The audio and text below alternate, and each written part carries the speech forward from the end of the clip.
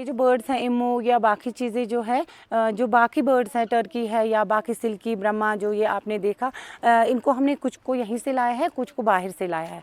मगर जो इमूज़ है इनको हमने साउथ से मंगाया। ये जो बर्ड्स हैं इनका 5,000 4,000 6,000 एक्जॉटिक बर्ड्स जो हैं इनका ये एक्जॉटिक इसीलिए है कि ये कॉस्टली होते हैं। तो मार्केट का इसका बहुत मतलब अच्छा खासा हमें रिस्पॉन्स मिला। हमने बहुत सारी मतलब 3-4 लाख के हमने ऑलरेडी इन 3-4 सालों में बेचे हैं। मैं लॉ बैकग्राउंड से हूँ, मैंने एलएलएम किया है और मैं पीएचडी मतलब मैं एनरोल हुई थी पीएचडी में 2019 से पहले 18 में। तो उसके बाद 2019 में जब कोविड आया मैं प्रैक्टिस भी साथ साथ कर रही थी। तो 2019 जब कोविड आया तो मेरी प्रैक्टिस छूट गई ड्यू टू कोविड।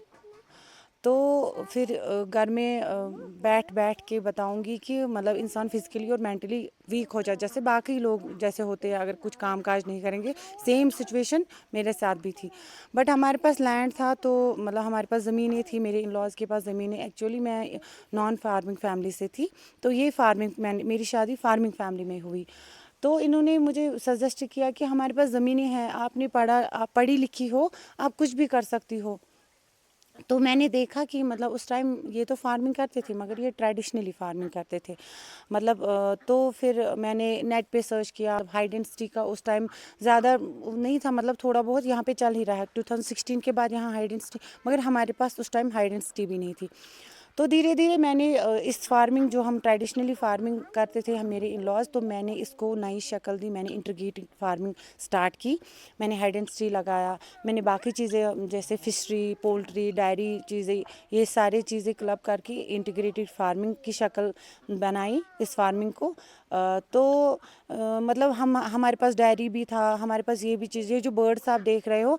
फिर मैंने नेट पे ये बर्ड्स देखे तो मैंने कहा मैं फार्मिंग कर ही रही हूँ, ये चीज़ें हैं हमारे पास। मतलब जो हमारे पास ये एग्रीकल्चर वेस्ट जो सब्जियों का वेस्ट होता है या फ्रूट्स हमारे पास पड़े होते हैं, मतलब ये वेस्ट ये मतलब ज़ाया, एक तरह से ज़ाया ही होता है। ये बर्ड्स लाने का मेरा मकसद था। ये जो वेस्ट है ये मतलब 1-2 महीने जब ये बर्ड्स होते हैं तब इनको खाली हम फीड खिलाते हैं। उसके बाद जो भी हमारा ये एग्रीकल्चर वेस्ट है, हॉर्टिकल्चर वेस्ट है, ये इसी पे पलते हैं ये बर्ड्स। मैंने ये इसीलिए लाया था। इंटीग्रेटेड फार्मिंग में कोई चीज़ ज़ाया नहीं होती है। मतलब ये एक चीज़ जब एक चीज़ होती है वो दूसरे से मिक्स करके हम कुछ और चीज़ बनाते हैं। हमने धीरे धीरे करके मैंने कुछ बर्ड्स लाए, फिर और लाए, फिर और लाए। तो मेरे पास तकरीबन पिछले साल 30 से ज़्यादा एग्जॉटिक बर्ड्स थे। तो ना सिर्फ ये, मैंने एग्जॉटिक वेजिटेबल्स भी मैंने कल्टीवेट की जिसका बहुत अच्छा प्रॉफिट हमें आया। उसमें भी हमने डिपार्टमेंट ने गाइड किया कि आप ऐसे करो, जो कन्वेंशनल वेजिटेबल्स है उनको छोड़ के आप ऐसे इसमें आ जाओ।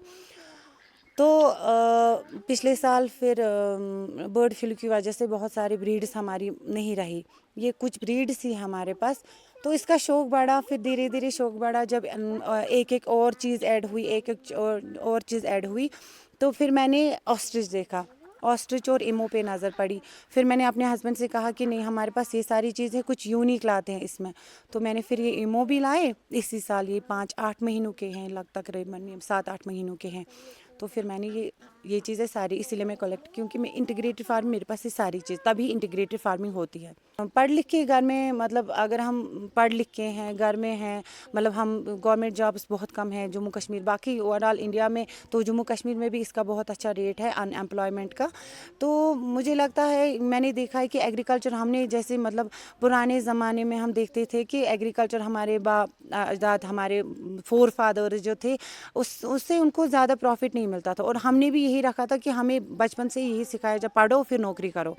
हमें इसकी तरह नहीं देखना है। ये एग्रीकल्चर एक बहुत बड़ा सेक्टर है, ये बैकबोन है हमारी इकॉनमी का, अभी भी है और पुराने ज़माने से आ रहा है, और अभी भी ये बैकबोन ही है, हमेशा रहेगा। तो इसमें बहुत बड़ा सेक्टर है। मेरी मैसेज रहेगी ख़ास तौर पे पढ़े लिखे और जो नहीं भी हो, कम पढ़े हो, कि इस फील्ड में आए। अपने जैसे मैंने अपने आइडिया से या अपने इनोवेशन से इतनी आगे बढ़ गई, तो वो भी इस फील्ड में आके अपने आइडियाज़, इनोवेशन से इस फील्ड को रेवोल्यूशनाइज कर सकते हैं। कुछ और जैसे मैंने ये किया वो इससे अलावा कर सकते हैं। इसमें बहुत आगे जाने की क्षमता है। एक्चुअली ये जो बर्ड्स हैं इमू या बाकी चीज़ें जो है जो बाकी बर्ड्स हैं टर्की है या बाकी सिल्की ब्रह्मा जो ये आपने देखा इनको हमने कुछ को यहीं से लाया है, कुछ को बाहर से लाया है। मगर जो इमूज़ है इनको हमने साउथ से मंगाया, थर्ड मैन से, फिर इसमें दूसरा आया, तीसरा आया, 3 मतलब इनके बीच में आए। तो फिर ये पंजाब पहुँचे, पंजाब से हमने ये खुद लाए। हम पंजाब, मैं खुद गई अपने हस्बैंड के साथ, तो पंजाब से लाए। और इनका जो अंडा जो है मतलब हमने नेट पे ही अभी देखा, क्योंकि यहाँ पे ये नहीं है और ये इंडिया में भी बहुत कम पाए जाते हैं। ये क्या कहते हैं, ग्लोबल बर्ड है। और हमने इसका अंडा देखा है इंटरनेट पे कि 800 to 1000 इसका अंडा बिकता है। और इसका जो प्राइस है, पहले हमने इसको 1 डे चिक हमने ख़रीदा उस टाइम 30,000 का। तो आज का जो इसका रेट अगर हम इसको ऐड करेंगे तो इसका 1 लाख से 1.5 लाख इसका प्राइस है।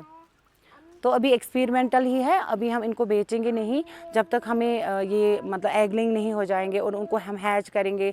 फिर हम देखेंगे कि बेचने के लायक है या कहीं नुकसान तो नहीं फसलों को करेंगे या कुछ और चीज़ें। तो अभी ये रिसर्च पे ही है।